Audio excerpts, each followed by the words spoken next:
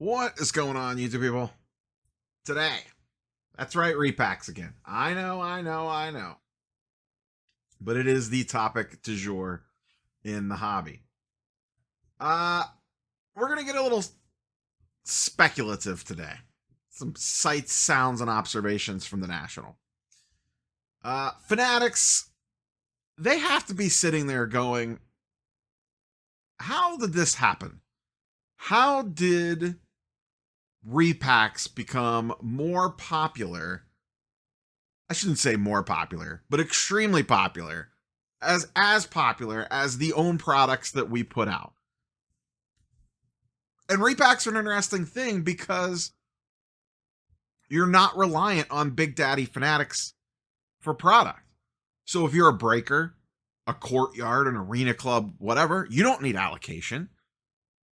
You don't need to be on the beck and call from Tops and Fanatics. The profit margins, I don't know if they're better or worse. You don't have to worry about allocation as long as you can buy enough cards. You're off and running without them. And Fanatics has to be sitting there going, what happened? How did we get here where people are basically creating a product out of air, out of the cards that we already sold once, and are flipping them over and over and over and over and over again at breakneck pace for insane amount of money? And they have not really fully tapped into this. Now, they have Insta-Rips. We have that up on the screen. But they really haven't done a ton with it yet. And this is where we get a little bit speculative on that. That's what we're going to dive into a little bit. But first, shout out to today's video sponsor, the Penny Sleever. That's right, the Penny Sleever. They have a new feature. If you're located in the Northeast, check this out on their website. You could pick up at the shows that they set up at. So if you need to place an order, you could do the order on the website, check out, select pickup, and it'll populate with any shows that they're about to be at. And they're mostly in the Northeast. I know they do the Best Flipping Card Show and a few others up in the Massachusetts area. So if you're up there, go check that out. If you're not, you can order the traditional way and have them ship them on home for you. And you can get free shipping on orders $59 and up. If local pickup is not an option, there'll be a coupon code down in the description of this video to save 10% off your first order as well. So, why do I think Fanatics might be getting ready to double down on repacks? At the National, I had, and I have not been able to 100% confirm this, but enough people told me or mentioned that one Mr. Brian Gray was working for / buying for Fanatics. Big Bri, the deal guy, friend of the channel, he's been on Off Center with us before, was set up at the National, and he's walked at shows and bought before. I don't know that I've ever seen him set up to this extent. Was set up at the National and basically had unlimited money. I think he said he spent over $3 million or wanted to spend over $3 million. But they were literally bringing him bags of money with security guards. Bags of money to spend. He was endlessly buying for 5 straight days. And he had a team of people sitting there with him. It wasn't just him. They had laptops. They were comping stuff. Multiple people were buying. It was crazy. It was a hell of an operation. I didn't sell anything to him. Dustin did. I know Steve sold him a stack of stuff as well. Bought extremely strong.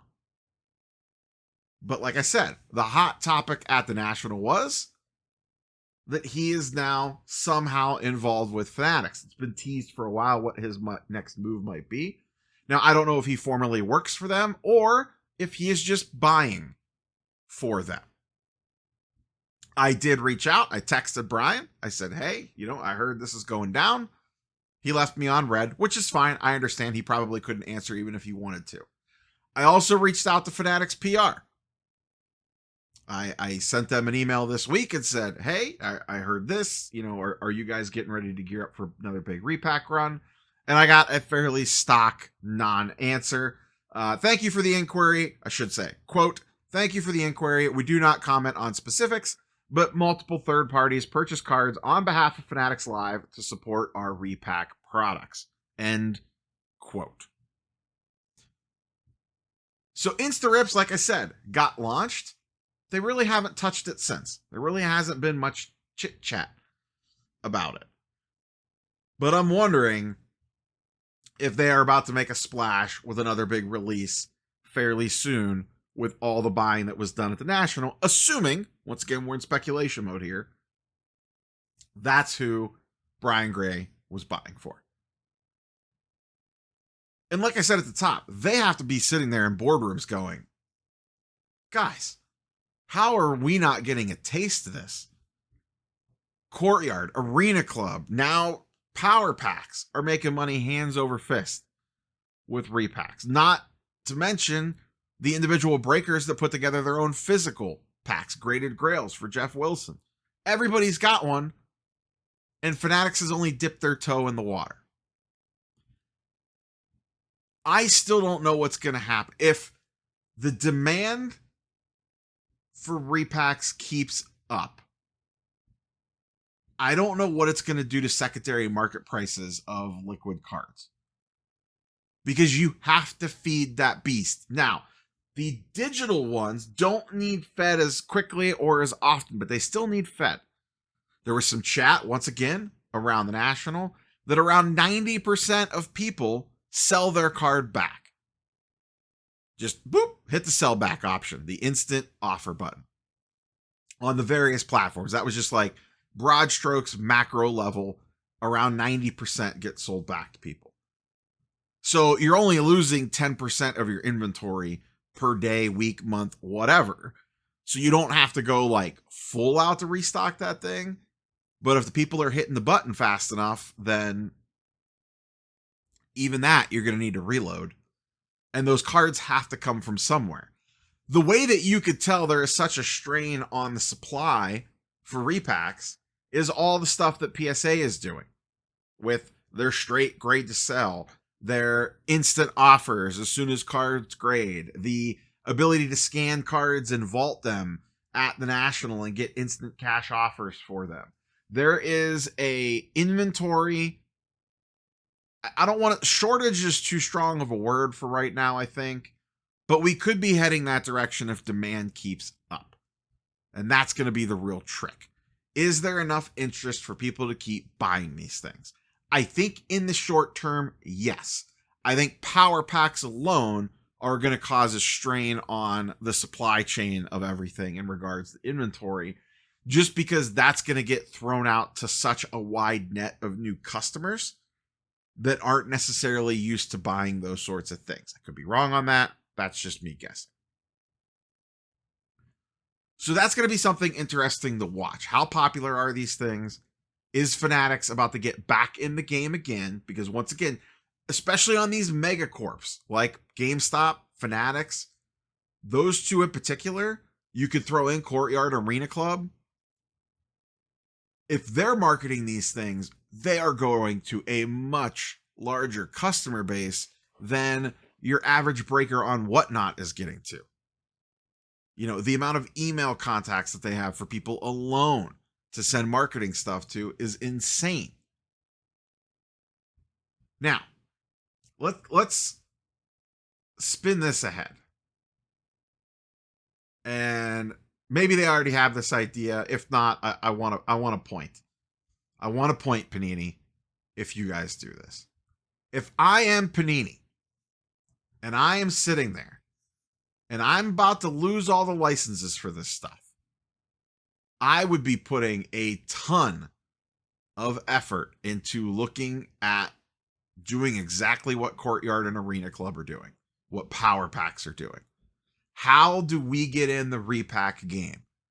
Because they don't need Fanatics for the repack game. They don't need the licenses for the repack game. They just need cards. That's it. They have all the cool packaging. They have the cool brands. They could do whatever they want if they wanted to build their own repack, whether it's digital, physical, both. Is this something potentially, assuming the market for this stays hot, that Panini would look into doing once they lose the licenses? If they keep their branding, what if they put out a flawless repack? that is all flawless cards. That's just repackaged older flawless cards that they go out on the secondary market and buy, package them up, and sell them to breakers or sell them themselves or whatever. Make it a digital repack. They could do a limited run. Hey guys, we got 5,000 flawless packs coming, multi-sport. Here's the floor, here's the chaser, here's the middle. Log on and buy them. Whether it's digital, physical, or whatever. They could do a Kaboom repack. They could do a downtown repack. They don't even have to use their own cards if they don't want to. They can include top stuff if they want. They're not limited to that, but they could, if they wanted to, tailor it to the existing IPs that they have. They could package it up like Flawless if they wanted to. They could package it up like National Treasures if they wanted to, because they have the IP for those brands. If I'm Panini, I'm sitting in a boardroom and trying to figure this thing out to see if it's feasible or not. Maybe it is, maybe it isn't. I don't know all the inner workings behind the repacks and the math behind it and all that sort of stuff, but it seems to be working out real good for everybody else. So why shouldn't Panini look at something like that to stay relevant? At least it keeps your name out there. And that's the scary part about repacks from Fanatics' standpoint is you don't need them. The licenses don't matter. Distribution doesn't matter. Are you following the rules of the hobby shops? Don't matter. Are you on the beck and call to them? Doesn't matter. All you need to do is have the ability to buy and then package it up in fancy packaging and an audience to sell it to. Whether that's you selling it directly to your customers or you're repackaging it and giving it to someone else to sell to their customers and you're just kind of playing middleman. I don't know. Curious for your thoughts and comments down below. Where is all this nonsense heading? Catch you boys and girls on the next one. Peace.